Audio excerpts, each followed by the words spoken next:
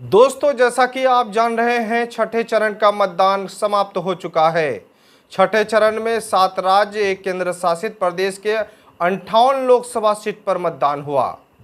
लेकिन चर्चा का माहौल गर्म है कि बिहार में एमआईएम के 3 उम्मीदवारों के लोकसभा में भी मतदान हुआ। शिवहर लोकसभा से एमआईएम के उम्मीदवार राणा रणजीत सिंह हैं। महाराजगंज लोकसभा से एमआईएम के उम्मीदवार अखिलेश्वर सिंह हैं, तो वहीं गोपालगंज से एमआईएम के उम्मीदवार दीनानाथ मांझी हैं। यानी तीनों उम्मीदवारों के लोकसभा क्षेत्र में भी छठे फेज में मतदान हुआ।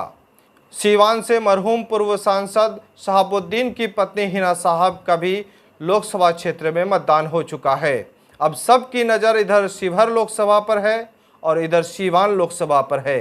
सीवान में एमआईएम के तरफ से भरपूर समर्थन रहा।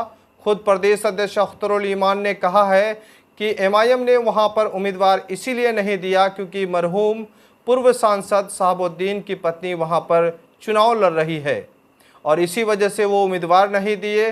और चुनाव के दिन उन्होंने एक वीडियो जारी कर लोगों से अपील किया कि एमआईएम के जितने भी समर्थक हैं और सीवान के लोकसभा के लोगों से अपील किया कि इस बार जो है हिना साहब को वोट देकर कामयाब बनाएं।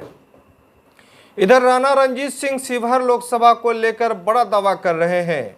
शिवहर लोकसभा के जीत का दावा राणा रणजीत सिंह ठोक रहे हैं, वो भी 1.5 लाख वोट से।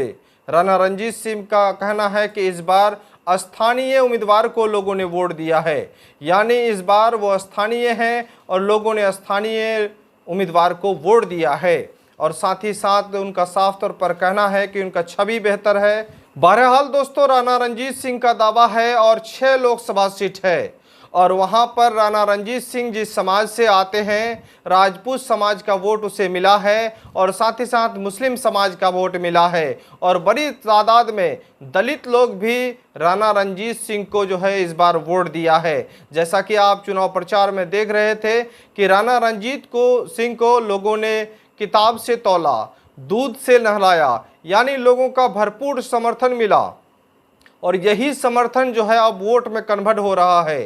हालांकि राणा रणजीत सिंह ने कहा कि इस बार खुद जो है राष्ट्रीय अध्यक्ष बैरिस्टर असदुद्दीन ओवैसी साहब यहां पर चुनाव प्रचार करने आने वाले थे, लेकिन किसी कारण और उन्होंने कहा कि ये साजिश है कि उसे आने नहीं दिया, आने से रोका, नहीं तो और ज़्यादा वोट से हम कामयाब होते।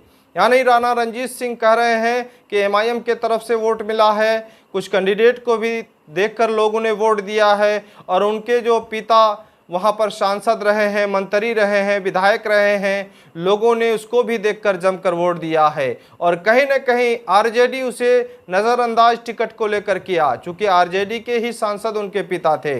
इधर सीवान में भी वैसा ही किया, तो सीवान से निर्दलीय उम्मीदवार के तौर पर हिना साहब ने चुनाव लड़ी और साथ ही साथ इस बार जीत का भी भरपूर उम्मीद भी है और इधर राणा रणजीत सिंह को इसी तरह से हुआ।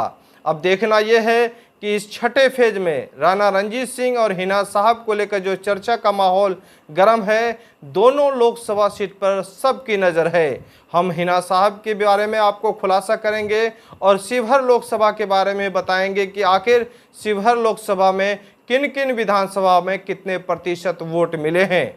फिलहाल समय कम के वजह से आपको हम अपडेट दे रहे हैं। विस्तार पूर्वक जानने के लिए आप हमारे चैनल के जो है चैनल को सब्सक्राइब कर लीजिएगा ताकि आपको अपडेट मिल सके। द मैसेज न्यूज़ मेरा चैनल का नाम है और चैनल को बहरहाल दोस्तों, लगातार लोकसभा चुनाव से अपडेट पाने के लिए और छोटी बड़ी खबरें देखने के लिए हमारे चैनल